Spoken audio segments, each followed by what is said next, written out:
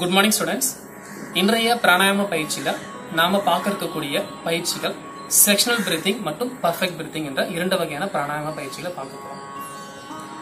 இந்த sectional and perfect breathing practices ரெண்டுமே preparatory practice தான். அதாவது உங்க நுரையீரலுடைய காற்று கொள்ளளவை அதிகரிக்கக்கூடிய பயிற்சி. இந்த பயிற்சிகள் நீங்க சரியா பயிற்சி செஞ்சு கொண்டு வரக்கூடிய பட்சத்துல கண்டிப்பா இது உங்களுக்கு ஃபர்தரா நெக்ஸ்ட் செஷன்ஸ்ல வரக்கூடிய பிராணாயாம பயிற்சிகளை ரொம்ப எளிமையா செய்ய முடியும். குறிப்பா இந்த செக்ஷனல் பிரீத்திங்க மூன்று வகையா பிரிப்பாங்க. ஒன்னு ஸ்டொமக் லெவல் பிரீத்திங், இரண்டாவது செஸ்ட் லெவல் பிரீத்திங், அப்புறம் ஷோல்டர் லெவல் பிரீத்திங் பிரிப்பாங்க. ஸ்டொமக் லெவல் பிரீத்திங் உங்களுடைய நுரையீரலுடைய கீழ்ப்பக்க பகுதியை, அதாவது தட் மீன்ஸ் லோயர் லங் ரீஜியனை டோன் அப் பண்ணிவிடும். செஸ்ட் லெவல் பிரீத்திங் உங்களுடைய லங்ஸோட மிடில் லங் ரீஜியனை ஆக்டிவேட் பண்ணும். ஷோல்டர் லெவல் பிரீத்திங் நம்மளுடைய லங்ஸோட அப்பர் ரீஜியனை டோன் அப் பண்ணிவிடும். இயல்பாவே நாம சுவாசிக்கும் பொழுது நம்முடைய நுரையீரலுடைய மைய பகுதியையும் மற்றும் கீழ்ப்பகுதியும் மட்டும்தான் அதிகபட்சமா பயன்படுத்துறோம். தோள்பட்டைக்கான பகுதியில் இருக்கிற நுரையீரலை நம்ம அதிகபட்சமா பயன்படுத்துவதே கிடையாது. அந்த விதமான தோள்பட்டையை தூண்டிக்கக்கூடிய சிறப்பு பயிற்சியை இந்த வார பயிற்சியில நாம பார்க்க இருக்கிறோம். இதனுடைய பலன்களை நடுநடுல பார்க்கலாம். வாங்க பயிற்சிக்குள்ள போலாம்.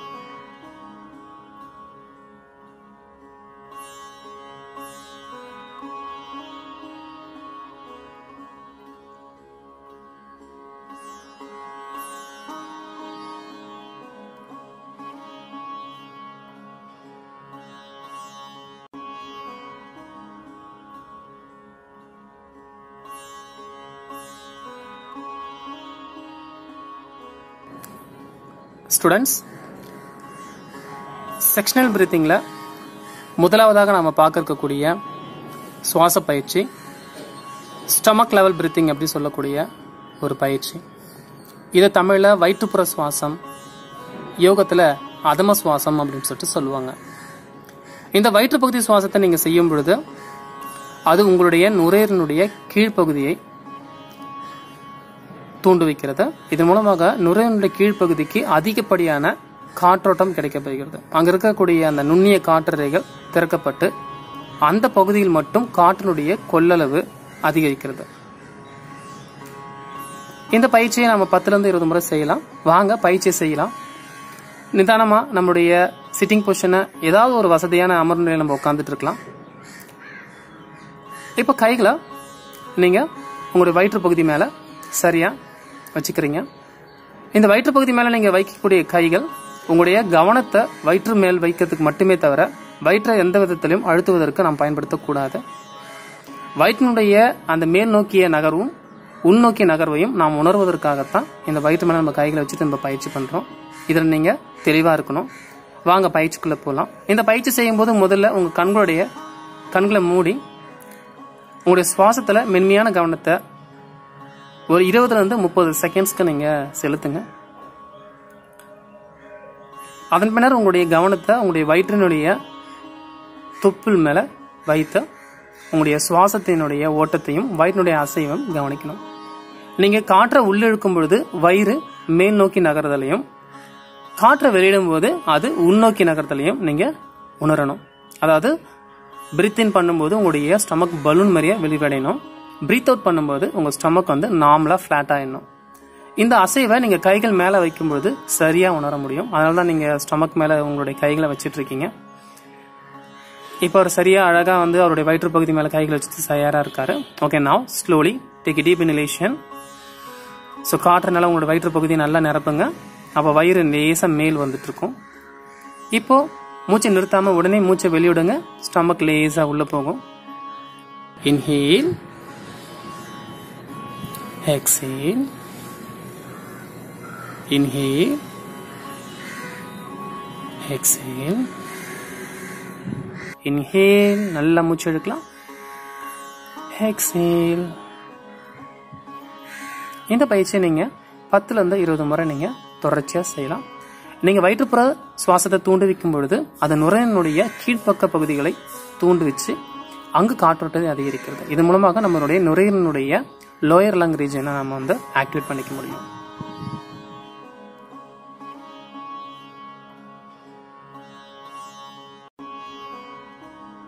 ஸ்டூடெண்ட்ஸ், செக்ஷனல் பிரீத்திங் என்றக்கூடிய பகுதி சுவாசத்துல நம்ம இரண்டாவதாக பார்க்கக்கூடிய ஒரு பயிற்சி மார்பு பகுதி சுவாசம் என்று சொல்லக்கூடிய thoracic லெவல் பிரீத்திங் பிராக்டிஸ் நம்ம இப்ப பார்க்க போறோம். இந்த பயிற்சி உங்களுடைய நுரையீரலுடைய நடுப்பகுதியை சரியாக தூண்டுவிக்கக்கூடியது. இந்த தூண்டுவித்தல் தன்மையினால உங்களுடைய நுரையீரலில் இருக்கக்கூடிய நுண்ணிய காற்றறைகள் என்று சொல்லக்கூடிய ஆல்வியோலஸ்கள் அனைத்தும் திறக்கப்பட்டு இதன் மூலமாக நல்ல காற்றோட்டம் உங்களுடைய நுரையினுடைய மைய பகுதிக்கு செல்கிறது. இந்த பயிற்சி நுரையீரலுக்கு மட்டுமல்லாமல் உங்களுடைய இதயத்துக்கும் நன்மை செய்யக்கூடியதாக அமைகிறது. வாங்க பயிற்சிக்குள்ள போலாம். இந்த பயிற்சியில வசதியான ஏதாவது அமர்வு நிலை நீங்க உட்கார்ந்துருக்கலாம். நிதானமாக உங்க கைகளை மார்பு பகுதிக்கு மேல வச்சுக்கோங்க. அவர் எப்படி வச்சிருக்காரோ அதே போல நீங்க அழகா வச்சுக்கலாம். இந்த கைகளில் நீங்க எந்த ஒரு அழுத்தத்தையோ உருவாக்க போறது கிடையாது. உங்களுடைய கவனத்தை மார்பு பகுதி மேல் வைப்பதற்கு மட்டுமே நீங்கள் கைகளை மார்பு பகுதியின் மேல வைக்கிறீர்கள். இதுல நீங்க கண்களை மூடிட்டு நிதானமாகவும் மெதுவாகவும் சுவாசத்தை உள்ளிழுக்கவும். ஸ்லோவா நீங்க மூச்சு உள்ளிழுக்கும் போது உங்களுடைய மார்பு பகுதி நல்லா விரிவடைஞ்சு மார்பு கூட்டெலும்புகள் நன்கு விரிவடைந்து காற்று நுரையீரலை நிரப்புவதை நீங்க உறுதி செய்யுங்க. நல்ல மூச்சு உள்ள எடுத்துட்டு மார்பு பகுதியில் நல்ல காற்று உள்ள சென்றதுக்கு அப்புறமா நிதானமா மூச்சை வெளிவிடுங்க. இப்ப மார்பு கூட்டெலும்புகள் தளர்வடைந்து பழைய நிலைக்கு திரும்பும். Again breathe in slowly. பாருங்க அவருடைய செஸ்ட் ரீஜன் எந்த அளவுக்கு எக்ஸ்பேண்ட் ஆகுது. Breathe out. Breathe in slowly. நல்ல மார்பு பகுதி நல்லா தூக்கி நல்ல மூச்சு உள்ள எடுங்க. Breath out. ஸோ மார்பு கூட்டு பகுதியை லேசாக்கி விடுங்க. Breathe in. Breathe out. இந்த பயிற்சியை நீங்க தொடர்ச்சியா 10 to 20 முறை வரைக்கும் செய்யலாம். இந்த மார்பு கூட்டு பகுதியை தூக்கும் பொழுதும் இறக்கும் பொழுதும் கண்டிப்பா நீங்க முதுகு பகுதியை எந்த விதத்திலையும் ஆட்டாம நேரா வச்சிட்டு இருக்கணும். சில பேர் அவருடைய மார்பு பகுதி சுவாசம் செய்யும் பொழுது அவர்களுக்கே தெரியாமல் முதுகு பகுதியை அசைக்க ஆரம்பித்து விடுவார்கள். அதை போல செய்யாம நீங்க முதுகையும் கழுத்தையும் நேரா வச்சுக்கிட்டு உங்களுடைய முழு கவனத்தை மார்பு பகுதி மேல செலுத்தி உங்களுடைய சுவாசத்தை தொடர்ச்சியா செஞ்சுட்டு இருக்கணும். Okay, slowly relax. Down your hands.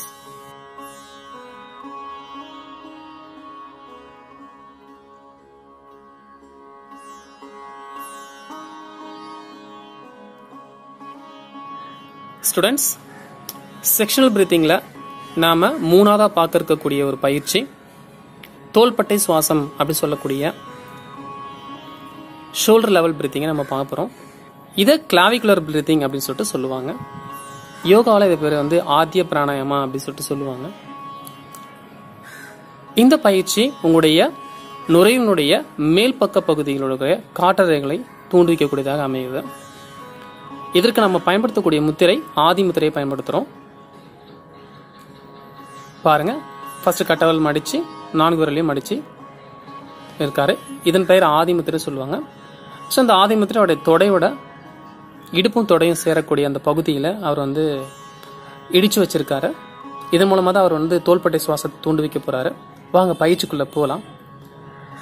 நிதானமா லேசா மூச்சை உள்ள எடுத்துக்கிட்டே தோள்பட்டையை உயர்த்துறதுக்கு முயற்சி செய்யுங்க.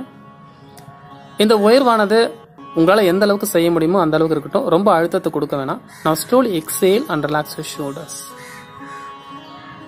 Now inhale, press up the shoulders and take a deep inhalation. Now exhale, relax your shoulders and exhalation. Inhale. இந்த பயிற்சி செய்யும் பொழுது அவருடைய கைகளை தொடல இடிச்சு அவருடைய எல்போஸை டைட் பண்றதுக்கு ட்ரை பண்றாரு. Exhale.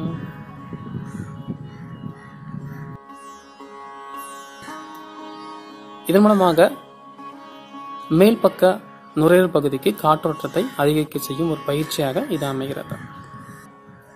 Okay, slowly move hands and keep your hands on the knees and close your eyes.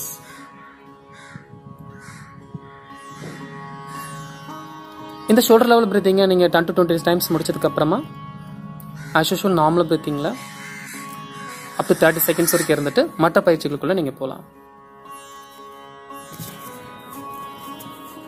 என்ன ஸ்டூடெண்ட்ஸ், இந்த செக்ஷனல் பிரீத் சுவாச பயிற்சிகளை பாத்தீங்களா? இந்த சுவாச பயிற்சியுமே உங்க நுரையினுடைய காற்று கொள்ளளவை அதிகரிக்கக்கூடிய பயிற்சிகள் தான். ஸோ இந்த பயிற்சி நீங்க பொறுமையாகவும் நிதானமாகவும் சரியாகவும் தொடர்ந்து செய்து வரக்கூடிய பட்சத்துல உங்களுக்கு உடல் சோர்வு, மனச்சோர்வு மற்றும் மூளைச்சோர்வு எந்த பிரச்சனையும் இல்லாம நீங்க எப்பயுமே சுறுசுறுப்பா உங்களுடைய செயல்களை சிறப்பா செய்வதற்கு வழிவகை செய்யும். நல்ல பயிற்சிகளை தொடர்ச்சியாக செய்யுங்க. வாழ்த்துக்கள். நன்றி. வணக்கம்.